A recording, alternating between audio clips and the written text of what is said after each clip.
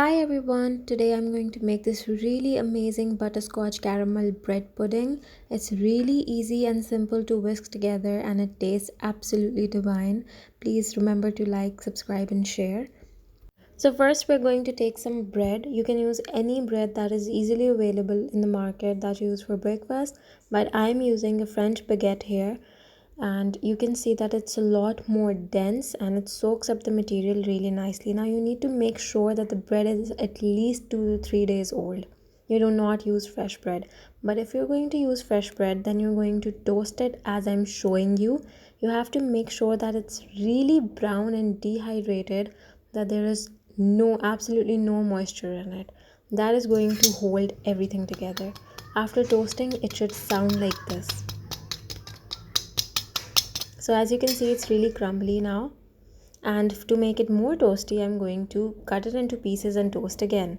Then just add everything into the bowl or the baking dish that you're going to be using for this baking and let it sit. Now I am taking 3 tablespoons of salted butter that is at room temperature and adding in about half a cup of sugar, granulated white sugar, and then I'm going to add in 2 cups or 2.5 cups of whole milk. Then you're going to just whisk everything together really nicely, put it on flame and just mix it until it's all nice and combined and all the butter is melted. Then I'm going to beat in 3 eggs. Now people usually just add whole 3 eggs, but I like to whisk it before so the solids are broken. Then you're going to bring your milk to a simmer, not to a boil but to a simmer. You have to make sure. Then you are going to take it off heat and mix it really nicely. You have to bring it down to the temperature that it's not cold but it's not boiling hot.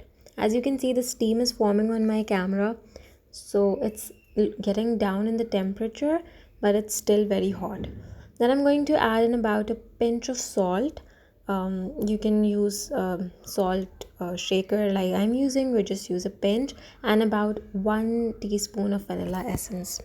Now I'm going to add in 3 eggs. Now at this step you need to constantly mix it together, and as you can see that the eggs are not scrambling. It's not looking like an omelette or a scrambled egg. That is what we want. It looks like a custard. So you have to make sure that your milk is at the right temperature, not too hot, not too cold. As you can see, now I am adding this mixture, custard pudding mixture, over my bread, and it was really hard to do it from one hand. Then you're going to cover all of your bread pieces really nicely in this mixture and just let it sit. Then you're going to bake it in the oven for about 40 minutes on both racks for on about 180 degrees Celsius. For butterscotch sauce, you need half a cup of granulated white sugar and you're going to melt it over stove top. Then you're going to add in about half a teaspoon of salt, which makes it really salty, nice, caramelly flavor. I love this. You're not going to use any spoon while doing this, just move it around with your hand. Then add in about 3 tablespoons of salted butter and make sure that you're very careful because it flies everywhere. Take your whisk in and mix, and you'll start to notice that it starts to become really nice and thick.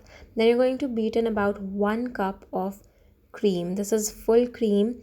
Beat it nice and just make sure that you're really careful. Then you're going to add your cream to the butter and caramel mixture and mix it really nicely. As you can see over here, it's forming into this beautiful luscious sauce. It's really rich.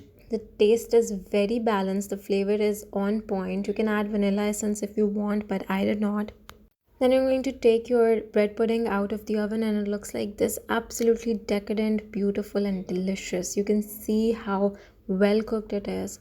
And then you're going to take in your caramel sauce. Now what I did was I added about 2 tablespoons of butter on top when it was still hot, which made it absolutely breathtakingly yummy. And then I'm going to put in my butterscotch sauce, which was absolutely amazing. And there you go guys, it was really simple, really good. Leave it to chill and there you go, you have it.